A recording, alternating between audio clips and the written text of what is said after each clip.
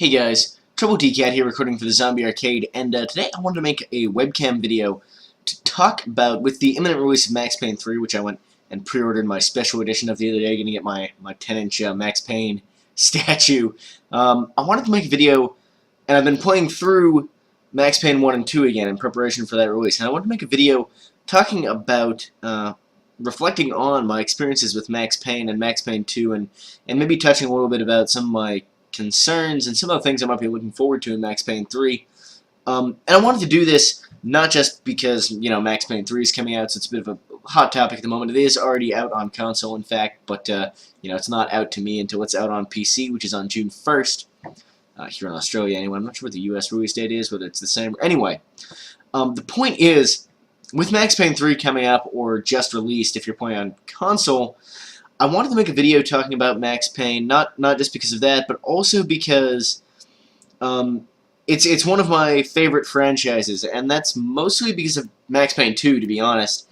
But it's also a series that I feel a lot of nostalgia for. I remember a lot about it from my childhood. For example, this game right here, I've got both my hard copies of Max Payne 1 and 2 sitting here with me, so that I can wave them around while I speak about them, as I am sometimes inclined to do. With Max Payne 1, I remember I got this copy secondhand from a shop called 10 Seconds Down, which no longer exists, actually. And I remember a friend of mine, who you may know as Hithwade, if you're familiar with the stream, if you've been watching for a while, let me know that 10 Seconds Down had a copy of this, and I actually called them and reserved the copy from the secondhand game shop and showed up the next day to buy this with my parents' money, 2001, so I was, 11. And I played the demo a lot and stuff like that, and it was one of like the coolest games I'd ever seen. It was this interactive action movie, like, extravaganza. This game blew my fucking mind. I mean, you had like the slow motion bullet dodging, all this stuff, and it sort of raised the bar in terms of graphics. The technology in this game is pretty impressive for the time in terms of graphics and animation, and most of all, the presentation in this was really groundbreaking in that. Sorry, somebody's talking to me on Steam, which is really distracting me. The presentation in Max Payne 1 at the time was really groundbreaking in that it was one of the first games that started to incorporate these like short little cinematic cutscenes into the gameplay, and it had, the sort of classic film noir crime story and narration and stuff like that, and I just thought it was the coolest fucking thing ever, pretty much. And playing through it again now in retrospect in 2012, I can say honestly this game has not aged as well as some games from the late 90s and early 2000s have. It's not, the best thing in the world anymore. It's frustrating for a lot of the wrong reasons. A lot of the luster from the presentation is worn off, and you start to notice like things where animations look really fucking wacky and that kind of stuff that at the time you weren't picky about. The textures and stuff like that used to look amazing, and the fact that the guns moved and all this cool shit that used to be amazing is now it doesn't do anything for you. Even a lot of stuff about it that was amazing at the time seems clunky now, and the flaws with the game, poor level design, weird pacing, stuff like that, come out a lot more. And to be honest, it's a good game still. This remains a good game, and in fact, you can see, I don't know if you'll be able to read, but it says that one of the most important action game ever made for the PC was the opinion of PC Gamer UK at the time. And to be honest, it didn't end up being enormously influential, but in other ways, yeah. I mean, in some ways, this was quite an influential title, and in ways that are kind of subtle, you might not expect. I'm not inclined to get into it too much right now, because that's not what I want to talk about. I want to talk more about my experiences with these games. So, in retrospect, this isn't amazing. And I mean, aside from that, I thought the story was really cool. It was one of the most realistic, sort of dark, mature, best scripted, best acted stories we'd had in gaming at that time. And I mean, in retrospect, the deadpan delivery of the lead voice actor in this, who plays Max Payne, is a little bit too deadpan. The script, which is supposed to be sort of charmingly, in some ways, cliche film noir, is oftentimes a little bit too cliche, a little bit groan-worthy, and that kind of stuff. And In certain ways, yeah. I mean, it's more like a really bad crime film than a really good crime film, but it still holds a special place in my heart just for how excited I was at the time, and how exciting of a game it was at the time, how it was doing new things. Um, but it's not really because of this game exactly that the franchise is one of my favorite franchises of all time. It's more about Max Payne 2 here, The Fall of Max Payne, which you can see on the box. It says is a film noir love story.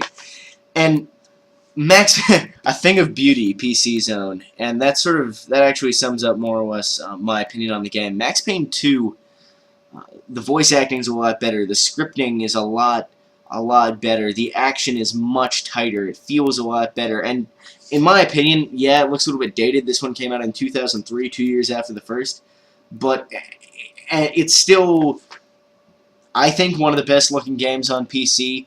And that's, from a technical standpoint, yes, it's very dated, but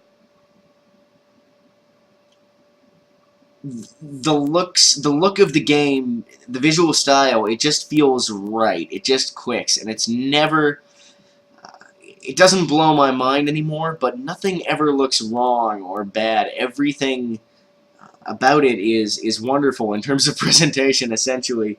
Um, and that's just fantastic. Um, but about this game, because this game holds a very special place in my heart, and it's to do with the fact that, unlike in the first game, which was a very sort of cliche film noir cop crime drama story thing, I mean, this is the same in some ways, but it's a much more competent execution. There's a lot more depth to the characters, and basically with Max Payne 2, I personally had this real emotional connection with the game that some games elicit in me, but not many. And any game that manages to do that successfully, and especially one that does it in a way that's actually somewhat finely crafted, somewhat intelligent, as opposed to just being good at tugging at the heartstrings and getting a sentimental response, it holds a very special place to me. It's a game that I would not, hesitate for a second to put down for an argument as games as art. And I don't know, I want to say, to understand, you have to go out and play it for yourself. But to be honest, you're not going to have the same experience I did when this came out in 2003, and I was 13, and I thought it was fucking awesome. You're not going to have the same experience as I did, and I guess a lot of it comes down to the particulars, as you might say, the particulars of what this game was in the time, and for me specifically. But suffice to say, I do think this one holds up today, and you might want to give Max Payne 1 a miss, but I would definitely recommend, you can pick this up on Steam cheap, I'm pretty sure, or GOG or something. You'd be able to find a copy of this game pretty cheaply, and if you haven't played it, I really recommend it, because it is one where the gameplay holds up, the graphics are, not up to today's standards, but not horribly dated, and it's a fantastic game. As I said, it's one of my favorite games of all time, and I recommend it to absolutely anybody. You don't need to play the first game.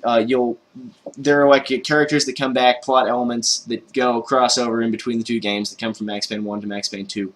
But if you play Max Payne 2 without playing Max Payne 1, basically you won't get all the references, you won't have all the history behind some of the characters, but you'll still be able to follow the plot and everything like that just fine, and you should still be able to, I don't know, get more or less. It's not quite the complete experience, but it's close. I don't think it requires you to play the first game. It stands on its own pretty well. And particularly with Max Payne 3, I'm really hoping they're going to do that to segue into Max Payne 3, because I'm sure with Max Payne 3, there will be a lot of people coming to the series for the first time. The gaming industry, the number of people who play video games has exploded since 2003. It's not just the same old guard that were playing games when I was, a young teenager when I was 13. It was still kind of the hardcore.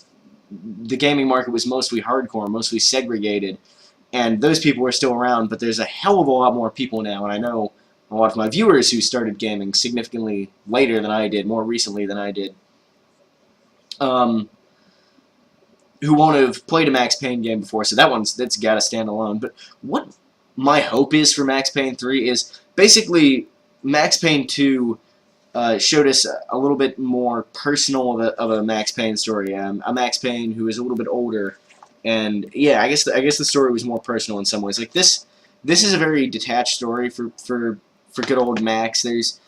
He's driven by revenge in some ways, but for the most part, you don't get the same level of the idea of personal involvement of the character, and therefore personal involvement of you as the player of that character in the first game. And Max Payne 2, uh, as I said, he's a little bit older. He's a little bit more haunted in some ways, and you get a much stronger sense of who he is as a person, and there's a much stronger connection there. And I'm hoping with Max Payne 3 they essentially take that uh, to the next level, because again, there's stuff that happens in Max Payne 2 and we want to see the events, the effects of that. And again, he's a little bit older, a little bit more jaded, because his life is, well, his name is Max Payne, his life is a cavalcade of misery. And yeah, I essentially want to see that taken one step further. I want to see, even an even tighter script, even more. I want to see more of the same in this, of what I saw in this, and in terms of story and character. And what I understand from early console reviews is they probably nailed that, which makes me really happy. I'm a little bit let down that in Max Payne 1 and 2, you had these comic books. Some of the cutscenes were told through like hand-drawn comic book art, like graphic novel kind of stuff, and those were really well drawn, and it really set the tone of the game. And apparently in Max Payne 3, it's all done in engine, which is kind of a letdown for me, and I think that'll kill some of the feel of the game. And I'm also worried about the change of setting. From both these games are set in New York. Max Payne 3 is set in São Paulo, Brazil. It's a lot more of a brighter color palette. It's hot weather and not the winter storms in the first two games. And I'm not sure how they're going to be able to capture the feel with this change in setting from a typical, film noir winter storms in New York. This kind of like dark, gritty, like seedy underbelly of a American city, and shifting that to Brazil. In some ways, it kind of makes sense, to be honest, because I mean, I'm assuming a lot of the game takes place in the ghettos and stuff like that, and it's the same sort of thing where it's happening in sort of the underbelly of the city. But the color palette's different, and it's a different feeling, a different environment. And I'm just not sure. I don't know. I'm trying to stay hopeful about it. If I thought the game was going to be bad, I wouldn't have pre-ordered it. But there's always a bit of concern when a franchise changes hands in terms of developer, because these two games were made by Remedy, who went on to make Alan Wake, which I recently reviewed, and the third one is being developed in-house by Rockstar. Has been, on their GTA engine. I don't know. There's something about it that just concerns me. That doesn't. I'm not sure how the Rage engine will stand up to delivering. I'm not sure the Rage engine will feel right, because all the Rage engine games feel kind of the same in a certain way. I'm not sure how it'll feel for a Max Payne game, because it's sort of a very twitchy, fast-paced kind of shooter, and the Rage engine has this. It has a lot more weight to it in some ways, which is very nice in certain games, and I'm not sure if it'll fit so much with Max Payne. I don't know. Maybe that's something that's a little bit hard to explain. I'm just trying to tease out, because I'm worried about Max Payne 3, and it's getting good reviews, and people are saying that it stays true, that Max Payne is still Max Payne, that it's got this great sort of tragic story to it, and that it's a really good game. I mean, stuff like the addition of multiplayer as well in a franchise that hasn't had multiplayer before is always something that sort of worries me, because you start to wonder if the single player is going to suffer or whatever. But